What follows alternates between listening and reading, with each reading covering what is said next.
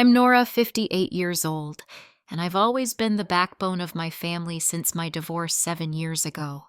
When my daughter Amanda announced their family vacation to Hawaii, I felt a flutter of excitement thinking I might finally get to go somewhere special. But instead, she asked me to watch their high-maintenance dog Bella. I smiled and nodded like always.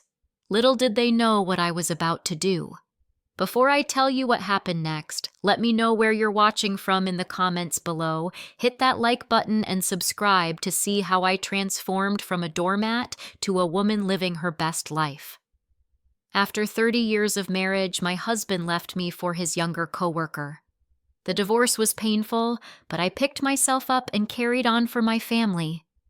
As a retired high school English teacher, I'd spent my entire life caring for others, first my students, then my husband, and always my daughter, Amanda. Amanda is 35 now, married to Jack, who's 37, with 2 wonderful grandchildren, Lily 10 and Ethan 8.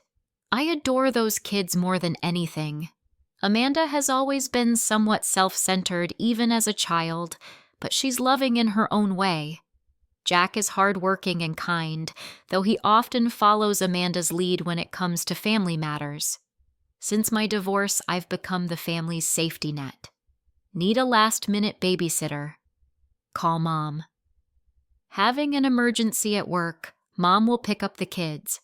Holiday hosting Mom's house is always available. I never complained because family is everything to me. I wanted to be needed to feel useful after my husband made me feel so disposable. Last month, Amanda invited me over for a family dinner. I assumed it was our usual Sunday get-together, but she seemed unusually excited. "Mom, we have big news," she announced as soon as I arrived, barely giving me time to take off my coat. "We're going to Hawaii for 2 weeks. It's a special trip we've been saving for. The kids are so excited." "Hawaii, that sounds wonderful," I said, genuinely happy for them. "When are you all going?" Amanda exchanged glances with Jack before answering. "We're leaving next month. We got an amazing deal on this resort with activities for the kids." As dinner progressed, they shared all their plans, snorkeling, luau's, hiking to waterfalls. The children could barely contain their excitement. I smiled and asked questions, imagining how beautiful it would be. Maybe they were building up to inviting me along. I'd never been to Hawaii, though I'd always dreamed of it. After dessert, as I was helping clear the dishes, Amanda finally brought up my role in their plans. "So, Mom, we actually have a huge favor to ask," she said, her voice taking on that sweet tone she uses when she wants something. "Would you be able to watch Bella while we're gone?" Bella is their 3-year-old golden retriever, a sweet dog but extremely high maintenance. She needs special food, multiple walks daily, and constant attention. "Oh," I said, trying to hide my disappointment. "I thought maybe you were going to ask me to join you all." Amanda laughed as though I'd made a joke. "Mom, we need someone to take care of Bella. You know how she gets anxious at boarding places." Jack chimed in from the living room. "Grandma's always available. That's why we love her." I felt a familiar ache in my chest, but pushed it down. "Of course I'll watch Bella. You all deserve a nice vacation." As I drove home that night, the silence in my car felt heavier than usual. I realized I hadn't taken a real vacation since before the divorce. I'd spent 7 years being everyone's support system without taking time for myself. When I got home, I decided to clean out my closet to distract myself. Behind some old winter coats, I found a stack of travel magazines from years ago. The top one had a stunning cover of overwater bungalows in the Maldives. I remembered saving it, telling my ex-husband that someday we'd go there. Sitting on my bedroom floor, surrounded by forgotten dreams, I finally admitted to myself what I'd been avoiding in taking care of everyone else. I'd completely lost sight of me. The next morning, I woke up with that same hollow feeling in my chest. I made coffee and sat at my kitchen table, flipping through the old travel magazine I'd found. The images of crystal clear water and pristine beaches seemed to mock me. I thought back to when Amanda was a little girl. I'd given up a promotion that would have required more travel because she needed stability. When she was in high school and struggling with math, I spent every evening tutoring her instead of taking that painting class I'd signed up for. Even during my marriage, my husband's career always came first. I'd moved 3 times for his job, restarting my teaching career each time without complaint. My phone rang. It was my best friend, Judith. We've been friends since college, and she's one of the few people who tells me the hard truths. "You sound down," she said after our usual greetings. "What's wrong?" I told her about Amanda's vacation and my dog-sitting duties. Judith was silent for a moment. "Nora, do you realize what's happening? They're taking advantage of you. Again. They're not doing it on purpose." I defended them reflexively. "Doesn't matter if it's on purpose. You're their default solution for everything. When was the last time you did something just for yourself?" I couldn't remember. Over the next week, I tried dropping hints to Amanda about joining them. "Hawaii has been on my bucket list forever," I mentioned during one of our phone calls. "You should definitely go someday, Mom," she replied, completely missing my point. "Oh, by the way, could you also water our plants while we're gone? And maybe check on the house every couple of days? The mail too, of course." Each request felt like another weight added to my shoulders. I nodded along dutifully, making notes of their needs. I went shopping for Bella's special dietary food, bought new dog toys to keep her entertained, even purchased a new dog bed so she'd feel comfortable at my house. The day before they were set to leave, Amanda brought Bella over. She handed me a 5-page instruction sheet detailing every aspect of Bella's care: morning routines, afternoon walks, evening feeding schedules, medication for her sensitive stomach, and signs of her various moods. "She likes her water bowl filled exactly halfway, never all the way up," Amanda explained seriously. "And she'll only eat if you sit with her." I nodded, taking mental notes. "We might have limited cell service at some of the places we're going," Amanda added as she was leaving. "So don't call unless it's a real emergency, okay? I'll check in when I can." "Don't worry about us," I assured her. "Bella and I will be fine. You all have a wonderful time." After she left, I gave Bella a treat and sat down to review the extensive care instructions. My phone pinged with a notification. It was a social media update from Amanda's mother-in-law, Shirley. "So excited for our Hawaii adventure with the kids tomorrow."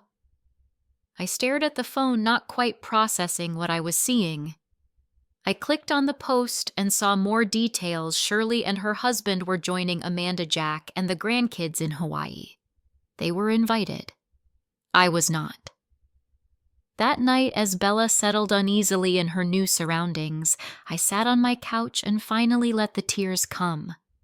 I wasn't even considered for their family vacation. Instead, I was the reliable dog sitter, plant waterer, and house checker. I'd become invisible to my own family. I woke up early the next morning after a restless night. Bella was whining to go out, so I took her for a walk around the neighborhood. The morning air was crisp, and the silence gave me space to think. By the time we returned home, something had shifted inside me. I felt an unusual clarity. I called Judith immediately. "They invited Jack's parents to Hawaii," I said when she answered. "Not me." "Of course they did," Judith replied, not sounding surprised at all. "So what are you going to do about it?" "Do." "Yes, Nora, do. You're always reacting to what everyone else wants. What do you want?" The question hung in the air. What did I want? The image of those overwater bungalows from the magazine flashed in my mind. "I want to go to the Maldives," I said, surprising myself with the firmness in my voice. "Then go," Judith said simply. After hanging up, I opened my laptop and started researching. I found that there were actually last-minute deals for the Maldives due to a cancellation at one of the luxury resorts. The price was still substantial, but not as outrageous as I'd expected. I had money saved from my divorce settlement that I'd been keeping for emergencies. Wasn't my happiness an emergency at this point? I called an upscale pet boarding facility, the kind that's more like a doggy resort with private suites and playtime sessions. They had an opening for the next 2 weeks. "We'll take excellent care of Bella," the receptionist assured me. "She'll have daily updates sent to your phone and one-on-one attention from our staff." It would cost a small fortune, but less than what I was about to spend on myself. I booked it immediately. Next came flights. I found one leaving in 2 days with a reasonable layover. I booked that too. Then I reserved 5 nights at the resort with the overwater bungalow. The total made me gasp, but I hit confirm before I could change my mind. I spent the rest of the day in a daze, alternating between exhilaration and panic. I went shopping for resort wear, something I'd never done before. I bought sundresses, a new swimsuit, sandals, and even a large sun hat. Each purchase felt both guilty and thrilling. I decided not to tell Amanda what I was doing. She probably wouldn't check in much anyway, given what she'd said about cell service. I wrote a vague note. "Taking care of things, don't worry. All is well." I'd leave it on the counter at her house when I dropped off her key. The only person I told was Judith, who promised to check on Amanda's house while I was gone. "I'm proud of you," she said. "It's about time you lived a little." The morning of my departure, I dropped Bella at the pet resort. She seemed excited by all the activity and barely looked back as a staff member led her to the play area. I felt a twinge of guilt that quickly faded. Bella would be pampered here possibly more than she was at home. At the airport, I experienced a moment of doubt. Was I really going through with this? What would Amanda think? Was I being selfish? As I stood in the check-in line, an elderly woman behind me noticed my hesitation. "First time traveling alone?" she asked kindly. I nodded. "I waited until I was 70 to take my first solo trip," she said. "Don't make my mistake. Live before it's too late." Her words settled something in me. I checked in, went through security, and boarded the plane with a newfound resolve. As the aircraft lifted off, I felt like I was leaving behind more than just my city. I was leaving behind the Nora who always put herself last. The flight to the Maldives was long, but the anticipation kept me too excited to sleep much. When the plane began its descent, I looked out the window and gasped. The atolls below were like perfect rings of white sand surrounding jewel-toned water. It didn't seem real. After landing, I was escorted to a speedboat that would take me to the resort. The spray of the ocean misted my face as we zipped across the water, and I found myself laughing out loud. When was the last time I'd felt this free? The resort staff greeted me with fresh coconut water and cold towels scented with lemongrass. A young man named Amir introduced himself as my personal concierge. "Ms. Nora, welcome to paradise," he said with a genuine smile. "Let me show you to your overwater bungalow." Walking along the wooden pathway above the crystal-clear lagoon, I felt almost dizzy with disbelief. My bungalow was at the end of the pier, offering maximum privacy. Amir opened the door, and I stepped into a dream. Floor-to-ceiling windows revealed the turquoise ocean on 3 sides. The king-sized bed faced the water, and glass panels in the floor showed fish swimming beneath the bungalow. A private deck included steps leading directly into the lagoon. "This can't be real," I whispered. Amir smiled. "Very real, Ms. Nora. Your breakfast will be delivered by boat to your private deck each morning. Would you like me to make any dinner reservations for this evening?" I suddenly realized I'd be dining alone. The thought made me anxious. Yes, please. Whatever is easiest. After Amir left, I spent an hour just sitting on my deck watching the fish and small reef sharks glide through the clear water below. I called the pet resort to check on Bella, and they sent me pictures of her playing with other dogs looking perfectly content. That evening, I dressed in one of my new sundresses and made my way to the restaurant. The hostess led me to a table set for one, and I felt conspicuously alone among couples and families. I buried my face in the menu, trying to look busy. First time in the Maldives. I looked up to see a woman about my age at the next table. She was dining alone as well. Is it that obvious? I asked. She laughed. I had the same deer in headlights look my first night. I'm Diana. Would you like to join me? Grateful, I moved to her table. Diana was 62, a widow from Seattle who traveled solo twice a year. She spoke with a confidence I envied. What brings you here alone? She asked after we'd ordered. I found myself telling her everything, the dog sitting, the excluded invitation, my impulsive decision. Instead of judging me, she raised her wine glass in a toast. To taking back your power, she said. Welcome to the club. The next morning, I woke to the gentle sound of water lapping against the bungalow stilts. Breakfast arrived by boat, tropical fruits, fresh pastries, and coffee served on my private deck. I pinched myself, still not believing this was my life right now. I had signed up for a beginner's snorkeling lesson, feeling both nervous and excited. The instructor, a patient Maldivian man, showed me how to use the equipment in the shallow water near the beach. Relax and breathe normally through your mouth, he instructed. The ocean welcomes you. When I finally put my face in the water and saw the vibrant coral and colorful fish just feet below me, I forgot all my anxiety. It was like entering another world. I spent hours exploring, forgetting about time, about responsibilities, about being a mother and grandmother. I was just Nora, a woman discovering joy. In the afternoon, I called the pet resort again. The attendant assured me Bella was thriving. She's made friends with a labradoodle, she told me. They're inseparable.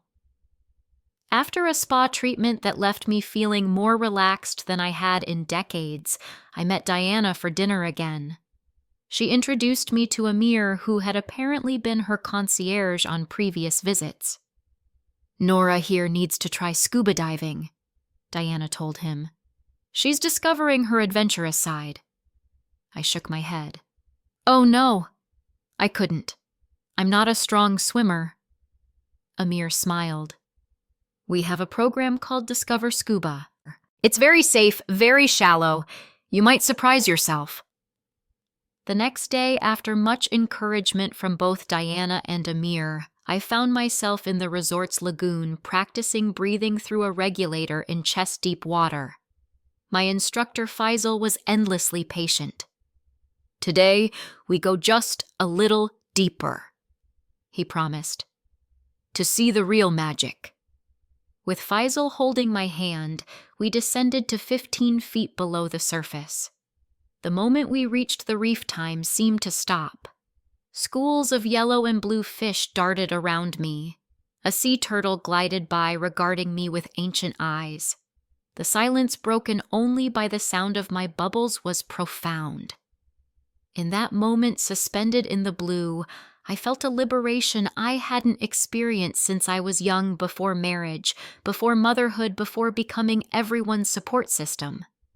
For the first time in years, I felt truly present in my own life. That night, Diana and I shared a beachfront dinner. Under the stars, with our feet in the sand, we talked about our lives. My children used to assume I'd always be available for babysitting, Diana confessed.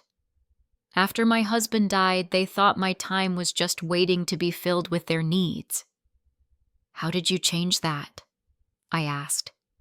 I realized something important: self-care isn't selfish. It's necessary. When I started respecting my own time and needs, they started respecting them too. She looked at me intently. You can't pour from an empty cup, Nora.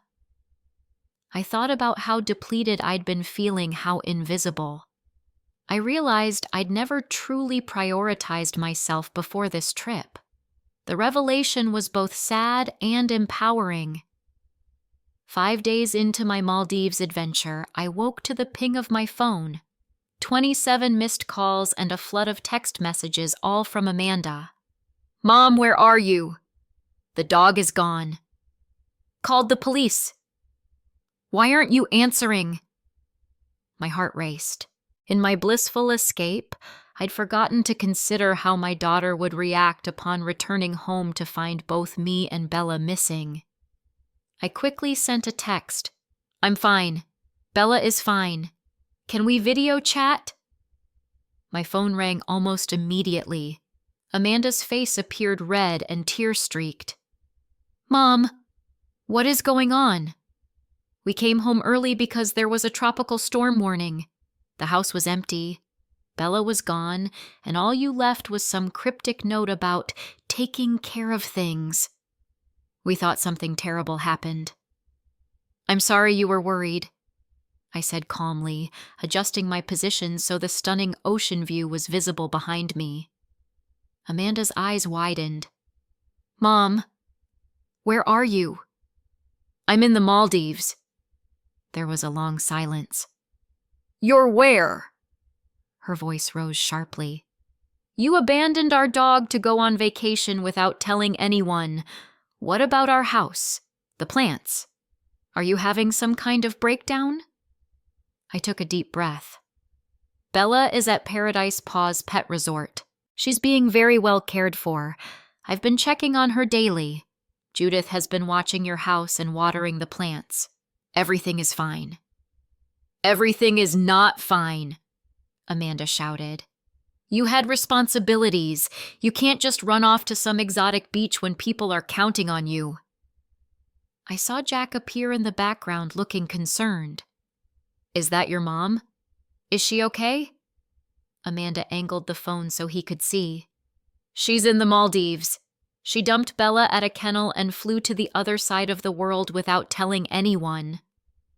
Jack's expression shifted from concern to surprise, and then unexpectedly to something that looked like respect. Wow, Nora, that's actually pretty awesome. Jack, Amanda glared at him. What, your mom deserves a vacation too. I heard the children's voices. Is that Grandma? Can we talk to her? Amanda hesitated, then reluctantly handed the phone to Lily and Ethan. Their excited faces filled my screen. Grandma, are you on an adventure? Lily asked, eyes wide. I am, sweetheart. Is that the ocean? Are there sharks? Ethan was practically bouncing. Yes, that's the Indian Ocean, and I've seen small reef sharks from my deck. They're very gentle. I spent a few minutes showing them the view and promising to take lots of pictures before Amanda reclaimed the phone. Her expression had hardened again. I can't believe you would just abandon your responsibilities like this. I trusted you. The old Nora would have apologized profusely. The new Nora, the one who'd watched a sea turtle glide by at arm's length, who'd felt the sun on her face without worrying about anyone else's needs, spoke differently. Amanda, I've spent 7 years since my divorce, and really my entire life before that, putting everyone else's needs before my own. You didn't invite me on your family vacation, you invited Jack's parents instead. That hurt, but it also woke me up. I'm not just a convenient babysitter or dog sitter. I'm a person with my own dreams. Amanda's face flushed. That's not fair. I've always been there for you and I always will be. But from now on, I'm going to be there for myself too. Amanda hung up without another word. I sat on my deck, heart racing, torn between guilt and a strange sense of pride. My phone rang again a few minutes later. It was Jack. Hey, Nora. Sorry about that. Amanda's pretty upset, but she'll come around. For what it's worth, I think what you did is brave. Thank you, Jack. The kids are dying to hear about your adventure when you get back. And just so you know, it was Amanda's parents who invited themselves along. They heard us planning the trip and basically assumed they were included. That made me feel a little better, though, not entirely.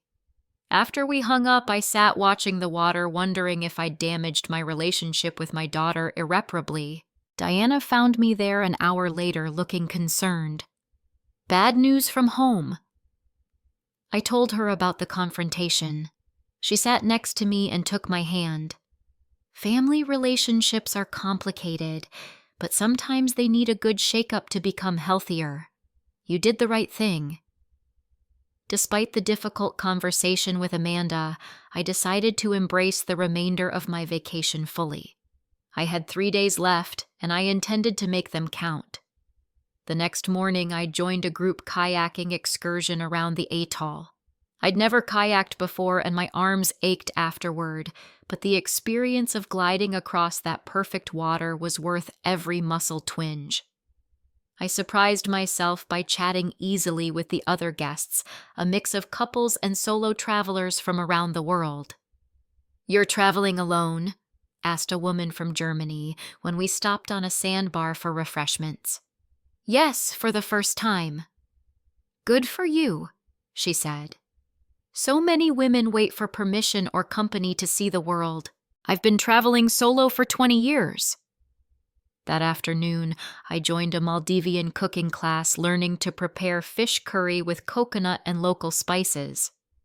The chef laughed at my clumsy attempts to grate coconut the traditional way, but praised my finished dish.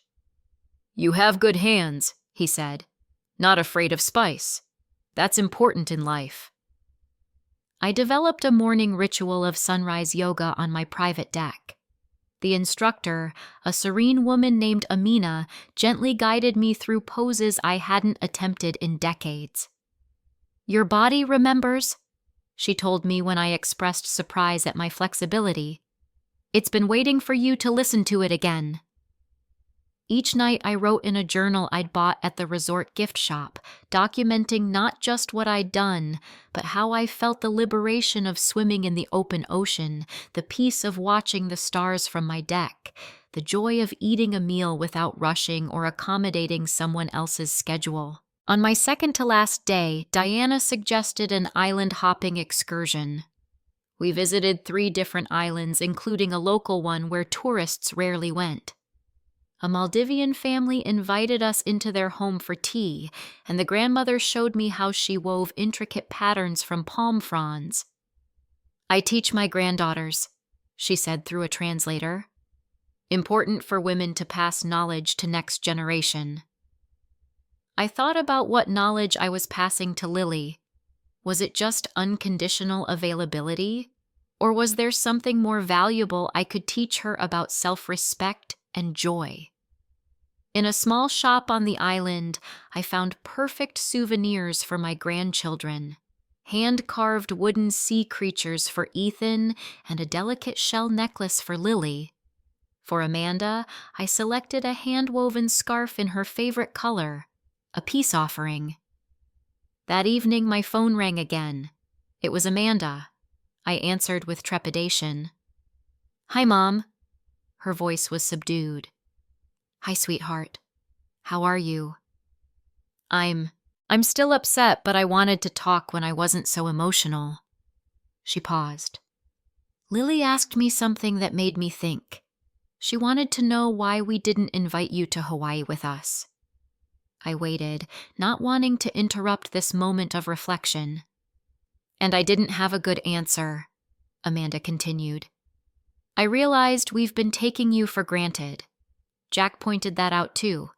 Pretty forcefully, actually." "I should have communicated better," I admitted. "Running off without explanation wasn't mature." "No, but it got our attention." She sighed. "I've never thought about what you want or need. It's always been about what you can do for us." It was a small acknowledgement, but it meant everything. "When are you coming home?" she asked. "Day after tomorrow, and I've already arranged to pick up Bella and bring her back to your house." "We can pick her up," Amanda offered. "You'll probably be tired from your flight." It was a small gesture, but I recognized it for what it was, a first step towards seeing me as a person with needs, not just a resource. On my last night, Diana organized a farewell dinner for me with the new friends I'd made. We sat at a table on the beach, lanterns glowing in the warm night air, and toasted with mango cocktails. "To Nora," Diana said, raising her glass, "who discovered she's not just someone's mother or grandmother, but a woman with her own adventures to live." "To second chances," I added, feeling both sad to leave and eager to return home with my new perspective. Saying goodbye to the Maldives was harder than I expected. As the speedboat pulled away from the resort, I watched the overwater bungalows grow smaller, already feeling nostalgic for my brief time in paradise. Amir had come to see me off. "You will return," he said confidently. "The ocean has spoken to you now. Those who hear its voice always come back." The long flight home gave me time to reflect. I was returning physically to the same life, but I was not the same Nora who had left. That Nora would have continued indefinitely as the family doormat. This Nora had boundaries and expectations. My first stop after landing was Paradise Paws to collect Bella. The staff greeted me with pictures and videos of her vacation. "She's been a delight," the manager told me, "though she might miss her new friends." Bella did seem reluctant to leave. She'd apparently had her own adventure while I had mine. When I arrived at Amanda's house, the tension was palpable. Amanda opened the door with a stiff smile, accepting Bella's leash without quite meeting my eyes. The children had no such reservations, rushing to hug me and demanding stories and pictures from my trip. "Did you really see sharks, Grandma?" Ethan asked, eyes wide. "I did, and sea turtles and fish in every color you can imagine." "Can we go there someday?" Lily asked, looking between me and her mother. Amanda hesitated. "Maybe someday. Why don't you two take Bella to the backyard while I talk to Grandma?" After the children left, Amanda motioned me to sit at the kitchen table. Jack joined us, giving me a supportive smile. "You look different," Amanda said finally. "Tanned, obviously, but something else too." "I feel different," I admitted. "Stronger." We sat in awkward silence for a moment before Amanda spoke again. "I owe you an apology. A big one. I've been thinking about this a lot, and I've realized how much I've taken advantage of your time and generosity." I could tell the words weren't easy for her, and I appreciated the effort. "I've always wanted to be there for you and the kids," I said. "That won't change. But yes, sometimes I've felt more like a convenience than a person." Amanda nodded, tears forming in her eyes. "I never meant to make you feel that way. It's just, you've always been so capable, so willing to help. I guess I started to expect it. And I never set any boundaries," I acknowledged. "That's on me," Jack spoke up. "We both feel terrible about not including you in the Hawaii trip, especially after finding out you've never even been on a real vacation since your divorce." "That's actually why I made my impulsive decision," I explained. Finding that old travel magazine reminded me of all the dreams I'd put on hold. It felt like now or never. Amanda reached across the table and took my hand. "I'm glad you went. I mean, I'm still a little mad about how you did it, but I'm glad you had that experience." I squeezed her hand, feeling the first real healing between us. "So what happens now?" she asked. "Now, we establish a new normal," I said. "I'm still your mother, still the children's grandmother. I still want to be involved in your lives, But I'm also Nora, a woman with her own interests and needs. Like what? Amanda seemed genuinely curious. Well, I've joined a yoga class that meets 3 mornings a week, and I've signed up for a travel club that meets monthly to plan group trips. Good for you, Nora, Jack said warmly. Over dinner, I showed them pictures from my trip. The children were enthralled, and even Amanda seemed impressed by the beauty of the Maldives. We ended the evening with plans for a family dinner the following Sunday at their house, not mine. In the months that followed, our family dynamic shifted subtly but significantly. Amanda began calling before assuming I was available for childcare. Jack would check in just to see how I was doing, not because they needed something. And most surprisingly, Amanda started involving me in family decisions. 3 months after my return, she called with an unexpected proposal. Mom, we're planning our next family vacation for spring break. Would you like to join us? We're thinking about a beach house on the Gulf Coast. Nothing as exotic as the Maldives, but the kids really want you to come. I felt a surge of joy that had nothing to do with the destination and everything to do with being included. I'd love that. Great, and this time everyone contributes to the planning and costs. Even the kids are doing extra chores to earn spending money. My friendship with Diana continued through regular video calls. She was planning a trip to New Zealand and trying to convince me to join her. Too soon, I told her. But maybe next year. The most profound change wasn't in how my family treated me, but in how I treated myself. I'd begun prioritizing my own joy and health. I took classes that interested me, made new friends, and set aside time each day for things that nourished my spirit. The woman who had felt invisible at a family dinner months ago now looked at herself in the mirror and saw someone vibrant and valuable, someone worthy of her own care and attention. I realized that by learning to love myself better, I was actually able to love my family more authentically. No longer giving from a place of depletion, I gave from abundance, and that made all the difference. It's never too late to discover your worth and set sail on your own adventure. I'm proof of that, as I plan my next trip this time with my family included, but on my terms, I'm grateful for the wake-up call that came disguised as disappointment. Have you ever had a moment that forced you to stand up for yourself or make a change in how your family treats you? Share your story in the comments below. If you enjoyed this journey with me, please hit that like button, subscribe for more life lessons, and share this video with someone who might need permission to prioritize themselves today. Thank you for listening, and remember, self-care isn't selfish. It's the foundation of everything else we give to the world.